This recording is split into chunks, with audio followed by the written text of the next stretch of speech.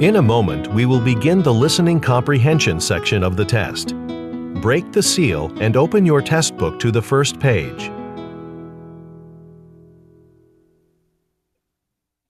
Read the directions for Section 1 in your test book as you listen to the directions on this recording. Do not read ahead or turn the pages until you are told to do so. Section 1, Listening Comprehension. In this section of the test, you will have an opportunity to demonstrate your ability to understand conversations and talks in English. There are 3 parts to this section with special directions for each part. Answer all the questions on the basis of what is stated or implied by the speakers in this test. Do not turn the pages until you are told to do so. Part A. Directions. In Part A, you will hear short conversations between 2 people. After each conversation, you will hear a question about the conversation. The conversations and questions will not be repeated. After you hear a question, read the 4 possible answers in your test book and choose the best answer. Then, on your answer sheet, find the number of the question and fill in the space that corresponds to the letter of the answer you have chosen. Here is an example. On the recording, you hear, "I don't like this painting very much." Neither do I. "What does the man mean?" In your test book, you read, A. He does not like the painting either. B. He does not know how to paint. C. He does not have any paintings. D. He does not know what to do. You learn from the conversation that neither the man nor the woman likes the painting. The best answer to the question, "What does the man mean?" is A. He does not like the painting either. Therefore, the correct choice is A. Go on to the next page. Now we will begin Part A with the first conversation. Number 1. I'm really having trouble with this calculus course. If I can't start doing better soon, I'm going to have to drop it. Why don't you get some help from the graduate assistant? That's what he's there for. What does the woman suggest the man do?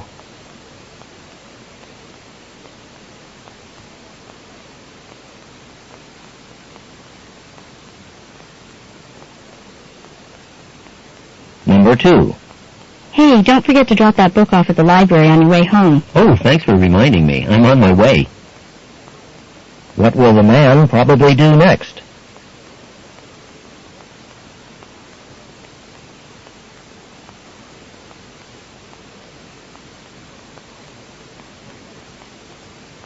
Number 3. I sure wish I had a metric ruler with me. I need the measurements in millimeters, not in inches, and I'm tired of converting. Would it make things go faster if you borrowed mine? What does the man imply?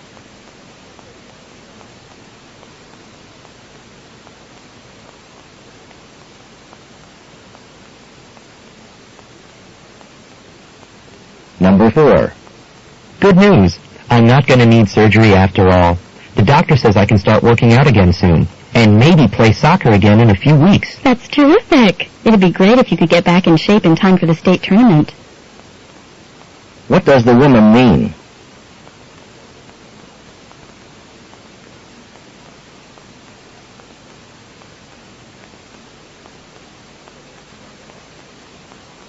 Number 5.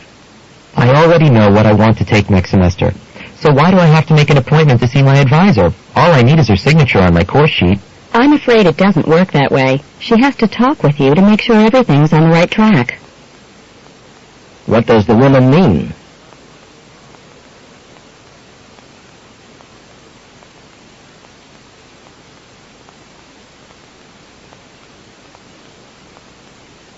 Number 6.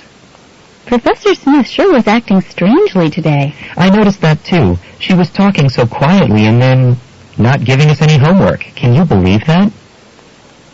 What can be inferred about Professor Smith?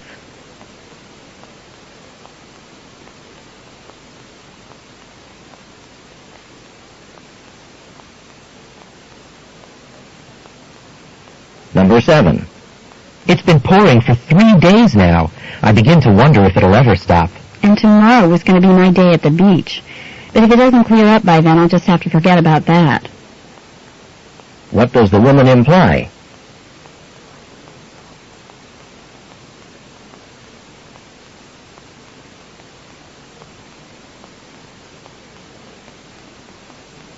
Number 8. What a boring speaker. I could hardly keep from falling asleep. Oh, I don't know about that. In fact, it's been a long time since I've heard anyone as good. What does the woman mean?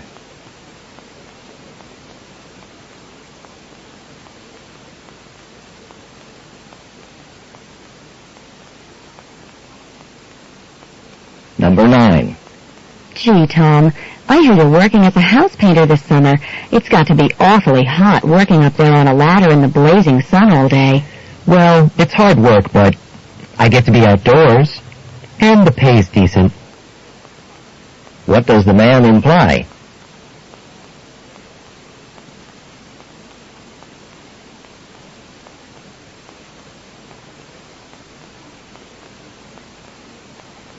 Number 10. I've been working on this report all day, and I've still got 12 pages to write. At this rate, I'll never get it done by tomorrow. Oh, that's right. You weren't in class today, so you probably haven't heard. The deadline's been extended a week. What does the man imply?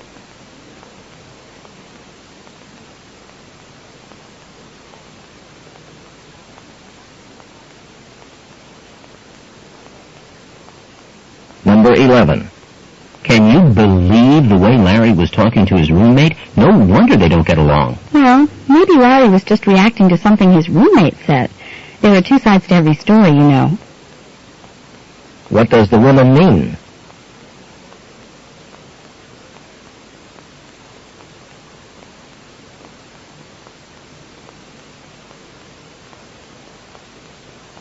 Number 12. I just called the travel agent. It's all set.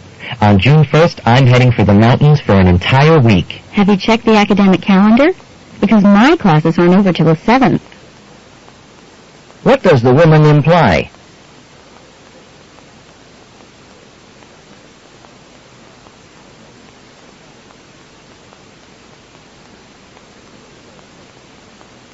Number 13. What sort of grade did you get on your research paper? I know how hard you worked on it. Yeah, well, I was hoping for something really good, but the professor said I made too many broad claims that weren't supported enough. What can be inferred about the woman's paper?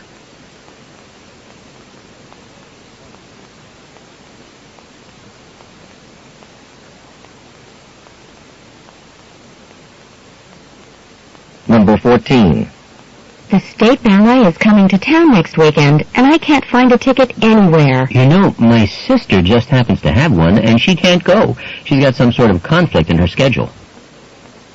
What does the man imply the woman should do?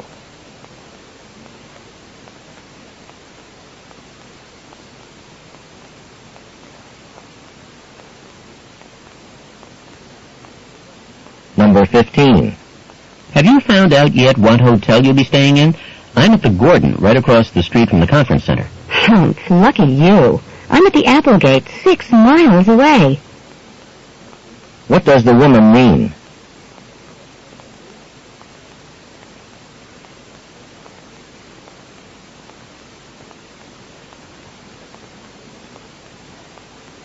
Number 16. Joe, I thought your article in the school newspaper was right on target. You certainly convinced me, anyway. Thanks, Mary. Unfortunately, based on the general response, you and I are definitely in the minority. What does the man mean?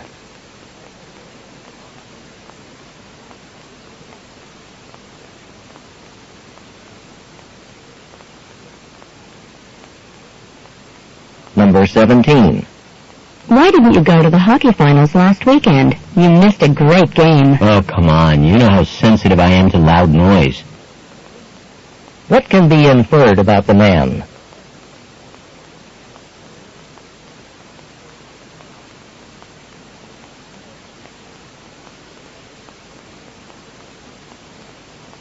Number 18. I know I promised to drive you to the airport next Tuesday, but I'm afraid something's come up. They've called a special meeting at work. No big deal. Karen said she was available as a backup. What does the man mean?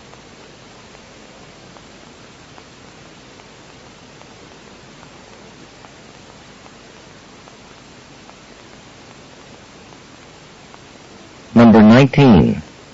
My telephone doesn't seem to be working, and I have lots of calls I have to return this afternoon. Feel free to use mine if you want. I'll be in a meeting till 5. What does the woman suggest the man do?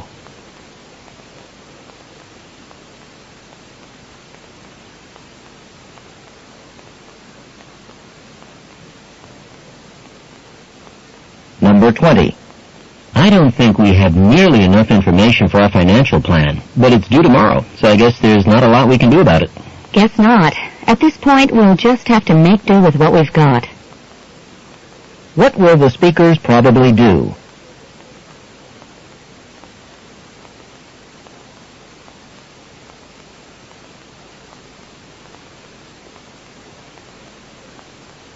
Go on to the next page.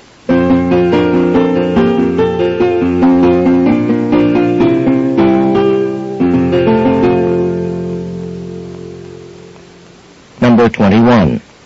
Ever since your girlfriend moved to Bridgeport, you're always driving there. How many trips a week do you make anyway? I've lost count, but I can do it with my eyes closed. What does the man mean?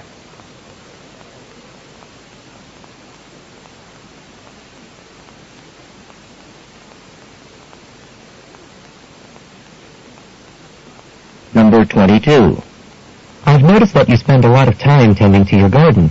Do you think you might like to join the University Gardening Club? We meet every other Tuesday. Oh, thanks for the invitation, but this is how I relax. I'd rather not make it something formal and structured. What does the woman imply?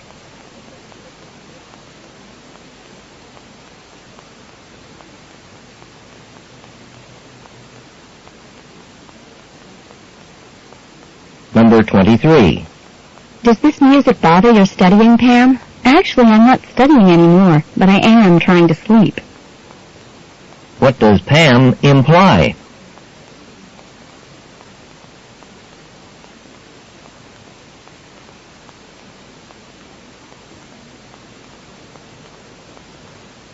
Number 24. I think we should hold our first committee meeting in one of the meeting rooms at the library. So far, there are 8 of us who plan to come. Wow. If it weren't more than 4, I'd say to have it over at my place. But with 8 of us, I guess I'd have to go along with your suggestion. What does the man imply?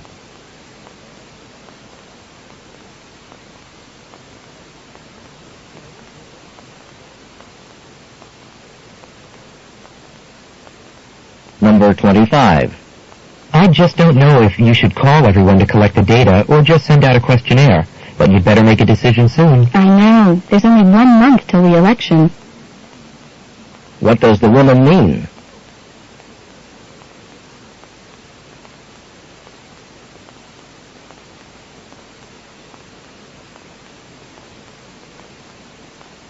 Number 26. What's with you? You sure don't look like yourself. Stay away from me. I don't know what I've got, but whatever it is, you don't want to catch it. What can be inferred about the man?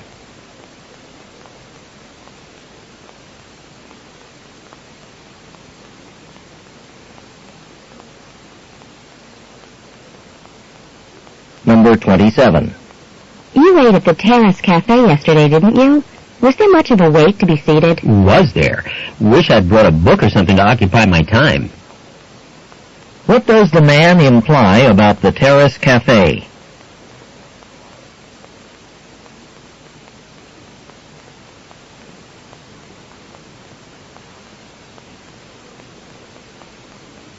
Number 28. I thought there was still time for me to apply for a student loan, but someone just told me the closing date was last Wednesday. Are you sure? I thought we still had another month. Wait, I've got a brochure right here. Yeah, Wednesday was the opening date. What does the man imply?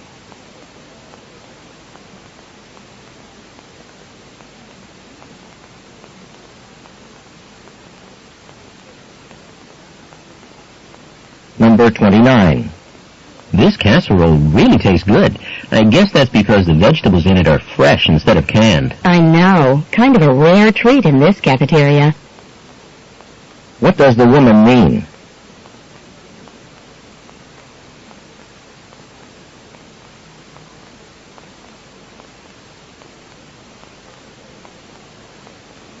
Number 30.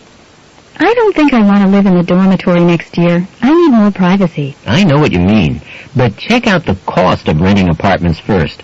I wouldn't be surprised if you changed your mind. What does the man think the woman will do?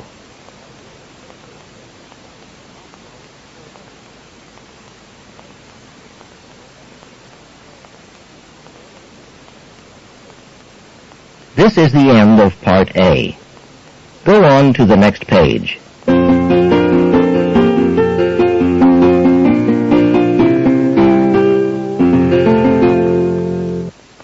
Number 30.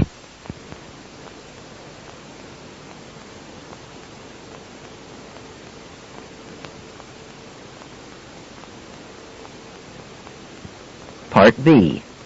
Directions. In this part of the test, you will hear longer conversations. After each conversation, you will hear several questions. The conversations and questions will not be repeated. After you hear a question, read the 4 possible answers in your test book and choose the best answer. Then, on your answer sheet, find the number of the question and fill in the space that corresponds to the letter of the answer you have chosen. Remember, you are not allowed to take notes or write in your test book. Go on to the next page.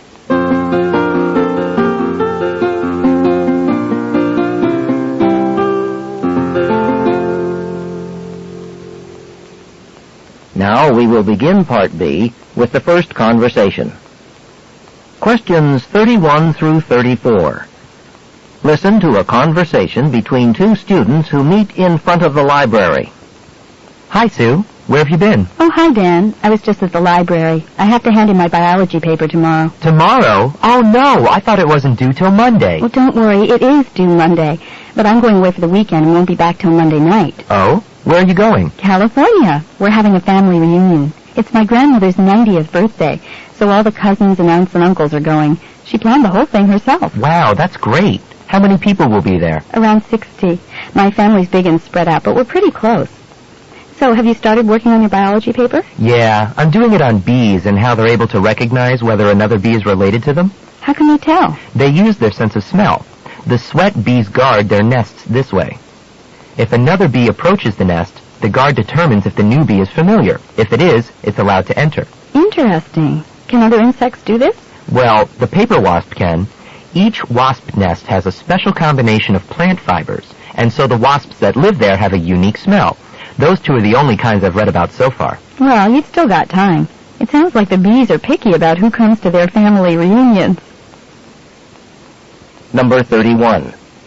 What is the relationship between the speakers?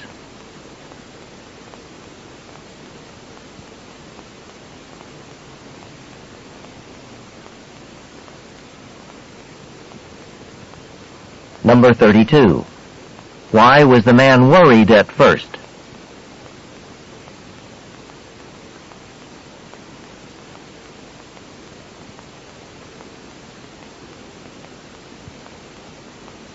Number 33.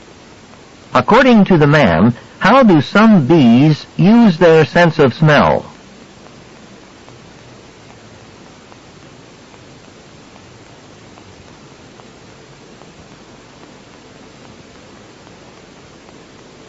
Number 34. What will the man probably do over the weekend?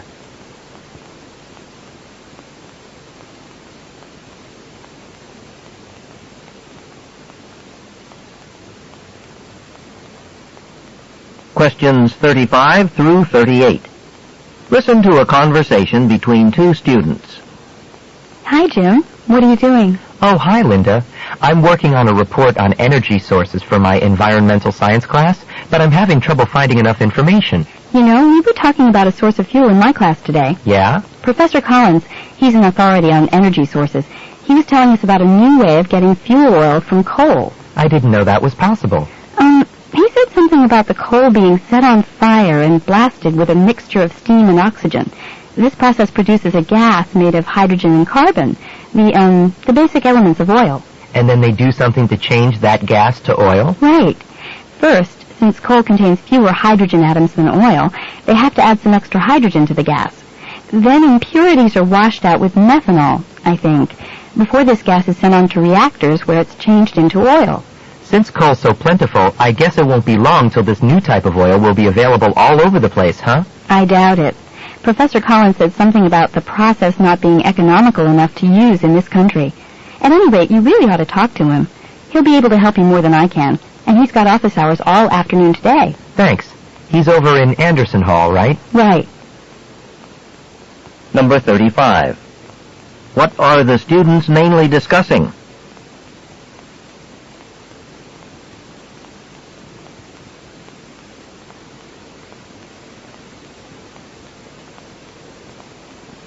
Number 36. How did the woman learn about the process she describes?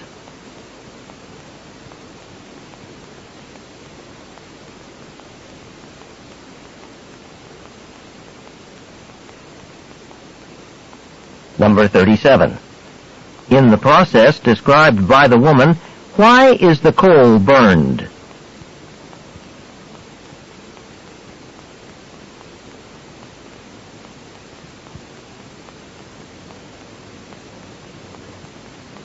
Number 38. What does the woman mention as a disadvantage of the process she describes?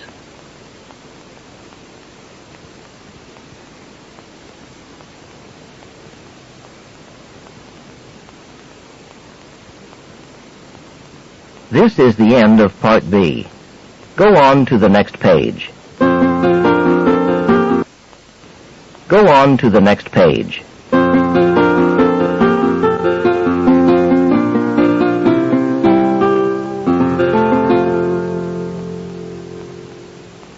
Now we will begin Part C with the first talk. Questions 39 through 42. Listen to part of a talk in a music class. The professor is discussing a musical theater production. It may seem strange that we're discussing music from a Broadway production in this class, The Lion King especially, since it's based on a popular Hollywood movie. I mean, music performed for Broadway theater in the heart of New York City surely would seem to be in the Western tradition of popular music, and not have much in common with the music we've been studying in this course, such as gamelan music of Indonesia, or Zulu chants of South Africa, music that developed outside the Western tradition of Europe and America. But in fact, musicians have a long-standing tradition of borrowing from one another's cultures. And this production's director intentionally included both Western and non-Western music. That way, some of the rhythms, instruments, harmonies typical of non-Western music contrast with and complement popular music more familiar to audiences in North America and Europe. Music like rock, jazz, or Broadway-style show tunes. So, I wanted to spend the rest of this class, and most of the next one, on the music from the show The Lion King, as a way of summarizing some of the technical distinctions between typical Western music and the non-Western music that we've been studying. Now, the African influence on the music is clear. The story takes place in Africa, so the director got a South African composer to write songs with a distinctly African sound. And the songs even include words from African languages. But we'll get back to the African influence later. First, let's turn to the music that was written for the shadow puppet scenes in The Lion King. Music based on the Indonesian music used in the shadow puppet theater of that region. Number 39. What is the talk mainly about?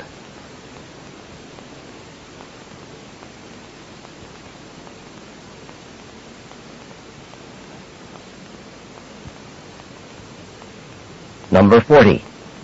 What can be inferred about most of the music the students have studied in the course?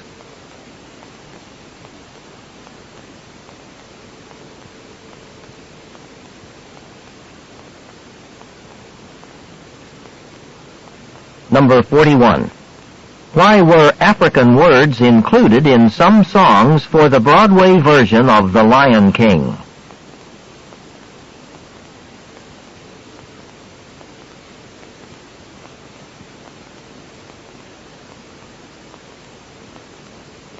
Number 42.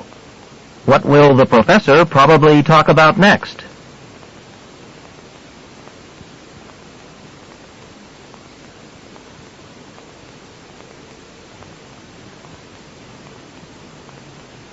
Questions 43 through 46.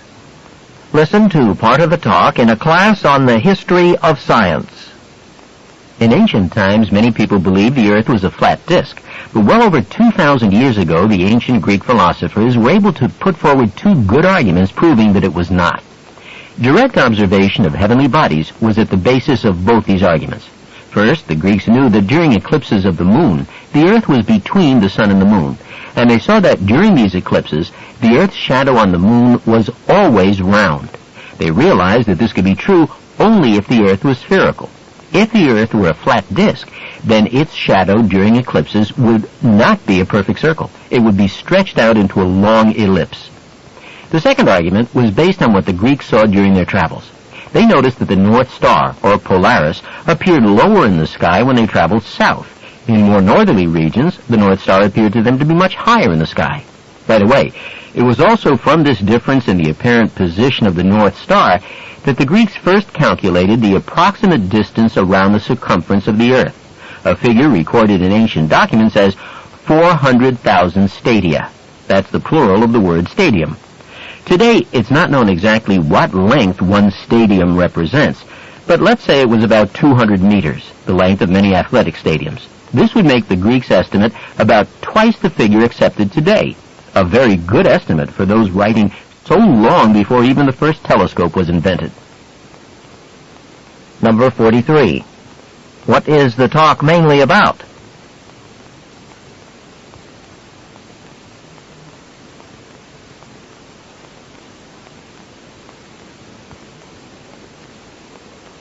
Number 44. According to the professor, what were the beliefs of the Greek philosophers based upon?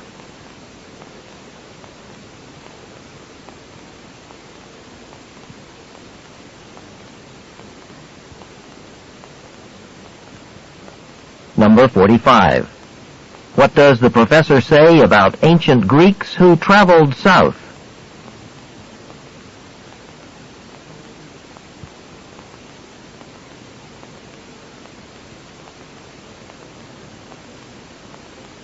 Number 46. What does the professor say the term stadium refers to?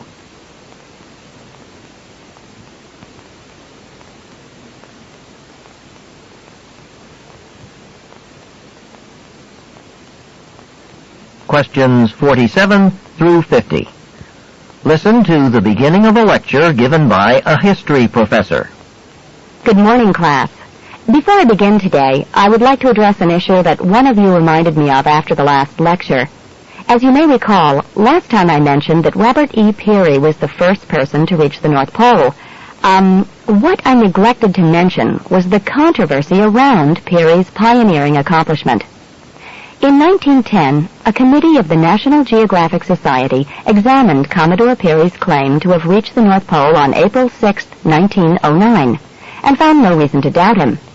This judgment was actually confirmed by a committee of the U.S. Congress in 1911.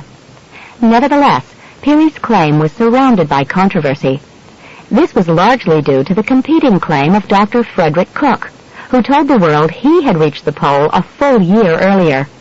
Over the decades, Peary was given the benefit of the doubt, but critics persisted in raising questions about his navigation and the distances he claimed to have covered. So, the Navigation Foundation spent an additional 12 months of exhaustive examination of documents relating to Peary's polar expedition. The documents supported Peary's claims about the distances he covered. After also conducting an extensive computer analysis of photos taken by Peary at the pole, they concluded that Peary and his companions did in fact reach the near vicinity of the North Pole on April 6, 1909. Okay, Today we're going to talk about exploration of the opposite end of the world. I assume you all read Chapter 3 in our text and are now familiar with the names Amundsen and Scott. Number 47. Why did the professor mention the controversy surrounding Peary?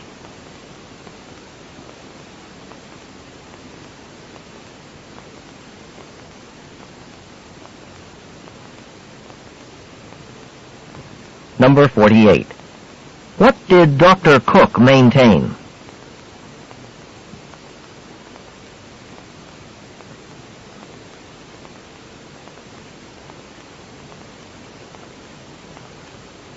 Number 49. How did the experts determine that Peary reached the North Pole?